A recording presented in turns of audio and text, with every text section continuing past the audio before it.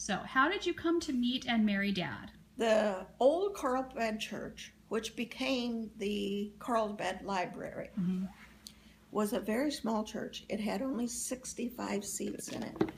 And it was the only church in town besides the church that was right down, a community church, which is right across from the school grounds in Carlsbad.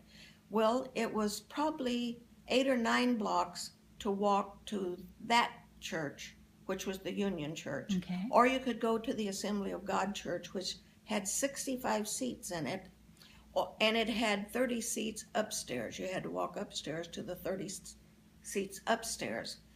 And we went to that church, and when we first went there, you heard hellfire and brimstone right around the clock. And it wasn't filled. The 65 seats were not filled. But thank goodness, Brother Franklin, you were a wonderful guy, but you hellfire and brimstone people, and they just couldn't come because no matter what they did, they was going to hell. There wasn't no way to heaven, I don't think. In his view, there was no way to heaven. No grace, right? You only went straight to hell, except for him. He was going. And so he finally left, and we got Brother Brooks. Brother Brooks was a lifesaver. He was wonderful. His wife was beautiful. Instead of being a typical Assembly of God looking woman, which was short, fat, and dumpy, and had long hair that you braided and wrapped round and round your head, which is the worst hairdo for anybody to wear. Almost nobody looks good with that, but that's how you had to wear your hair. And if you cut your hair, you were sinning if you cut your hair. So that was the closest church we went to. And so we tried our best to adhere to some of those rules, but not necessarily all of them, until we got, probably about 5 years after we went to that church, we got Brother Brooks. Breath of fresh air. His wife was beautiful. Her hair was cut short, and it was in a timely fashion. It didn't have to be long braids that you wrapped round and round your head, because that way you knew you were ugly and you were Assembly of God. And I used to go with a boy, and he said, "What is it about the church that you go to? They do everything to ugly themselves up." And I said, "It's the closest church. We didn't want to walk any further because Dad walked all day in his job." And we walked from State Street in Carlsbad to the church, which was, I've forgotten what street it was on, but it was the equivalent of probably 6 or 8 blocks. And you had, you were in church all the time, really. If you weren't at church in a service, you were there finding out your new Sunday school class and what the material is going to be, and planning your next whatever celebration that you're going to have, or it was an extra prayer meeting. And prayer revivals would last for weeks on end, and you wouldn't get home until 12 or 1 o'clock, and then you had to get up and go to school the next morning and get your homework done. And I was in the 7th and 8th grade during that pastor, and thank God we got Brother Brooks. Brother Brooks and Sister Brooks were normal, ordinary, fun-loving, beautiful people who had a whole different stint on God's anger. God didn't get angry at you everything you did. He was your dad. Your dad is not supposed to be angry at you right around the clock and wanting you to have nothing but misery in your life and don't have any fun, whatever you do. Brother Brooks made everything fun. There was nothing he couldn't turn into fun. And so what he decided to do, he got sick of that little church with only 65 seats, and they had jammed it to the walls, because what he did was have people go to Oceanside, pick up servicemen off the street because the war was going on, and bring all the servicemen to our church. And we had it packed jam full. That people were standing up all around the place. Brother Franklin would have never thought of that. Those people would have been sinners. What do you want sinners to come to church for? They're doing all them wrong things. Well, excuse me, Brother Brooks had a whole other band on it. He wanted to change people into Christians who had fun and loved life and did fun things. And, You know, they didn't kill each other, and they didn't sleep with each other's wives and all that kind of stuff. But they did fun things. It was a life-changing experience when Brother Brooks come, because everything was fun from there on. Well, and then the Second World War started, so we had servicemen running out of our ears, and we only had 65 people in the church. Brother Brooks said, why don't we all get cars and go out on the street and get servicemen, bring them in, tell them we got pretty girls at our church. And they were horrified that you'd bring men in and tell them there's pretty girls there, like they should take. He says, you know, boys like girls. That's what we got married for. Boys like girls. Sure. And so we'll tell them we've got pretty girls. Come with us to church. And so they did. And all of them started staying once they were mustered out and the war was over. They all stayed. And he decided they shouldn't stay in a church that had 65 seats only, that they should build a brand new, great big church so that we could get more people in. What a wonderful, straightforward position that was to think. None of us ever thought of that, and none of our old our preachers, I think, thought you were going to bring sinners into the church and they'd ruin our church. Right. You know, well, excuse me, when that's what it's all supposed to all be about. So when you met Dad and started dating him, was it at the old church or the new church? Actually, we didn't start dating until we were in the new church. We were I guess we must have started dating in the old church because ours was the first wedding in that church. Really? Yeah. The very first wedding that was in there. Sister Brooks did a bang-up job, I tell you. She just outdid herself. She was a new pastor's wife, and she knew that my mom and dad did not know how to decorate that church. And she went out and got some great big, it was, I don't know what you call it, but they were about this tall, and they had great big fans around the back, but a place to make a great big beautiful spray bouquet. I seem to remember that there were, like, in pictures, I've seen these big white baskets. Yes. And they had a back on them, and the flowers went in the Sister Brooks center. Brought those in. Okay. We didn't have them before Sister Brooks. The whole world became not so trying to prove your holiness, but your accessible and normal and outgoing, and that you really want sinners to come in, and you don't treat them like they're big bad people because they're sinners and not saved. Right. You treat them like they are people who would want to come to your church.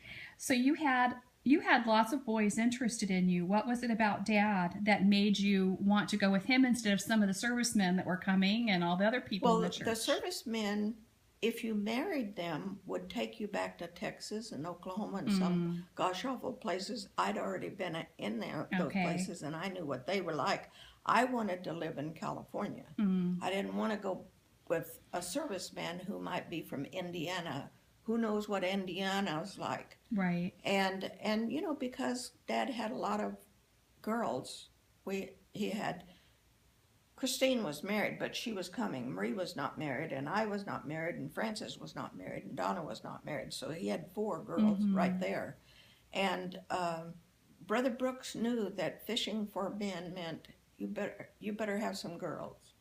And that was frowned on by some of the board. Right. But he said, you know, when you go fishing, you fish with the right kind of bait. Yeah. And Dad didn't much like the thought of that, but us girls liked being baked. Yeah. It was pretty nice to have 6 or 8 guys wanting to take you out on Sunday night and, you know, buy a milkshake before they went back to base again. And because that might be the only time they ever had a milkshake again, they were going to a terrible war, which took a lot of our boys' lives. So my dad and our church, Brother Brooks, said, these boys may not ever see our shores again. We are going to make them know we love and appreciate them, and you be as kind as you can. And when you went home on Sunday, you took 3 or 4 of them home with you, and you cooked a big dinner, because it may be the last dinner they ever have in a home in their life. They would be killed in the war going overseas. Why didn't Dad go to war? What? Why didn't Dad go to war? I can't hear what you're saying. Why did my dad not go to war if other boys his age were? Loran had asthma, and if you had certain diseases, you couldn't They Okay. wouldn't take you in the service because they don't have time to fix your problem. Right. And so I don't think his parents wanted him in the service anyway. Yeah. They would serve in other ways. Mm-hmm. And Roy didn't go because Roy couldn't hear. He was at the age Loran wasn't quite at the age where he would be going in the service. He wasn't old enough to go in the service at first. Before the war was over, he was. Uh-huh. But by then, we were married, and if you were married and had a child, they usually didn't take you. They wanted single men, healthy men, not men with asthma and Right. and those kind of things that they would have to worry about you sneezing and coughing and giving their position away. Yeah. If they're hiding That's a problem. trying to shoot somebody. Right. You don't And want so- somebody coughing. So Dad came with a lot of baggage, meaning Grandma used to want to go on your dates with you. So what was it? It wasn't easy to date my dad. So what was it about him that made you want to marry him? I had a lot of, I went with a lot of guys. Right behind my house, which you went across a field that had grass about 6 or 8 inches high. Then there was a ravine and a railroad track. And then you went across some other grass, and then you were at the Army and Navy Academy. Uh-huh. The Army and Navy Academy guys don't have families in town. They're Okay. from all over because they are going to be the eventual officers of the military. Okay. That's what they were training to do.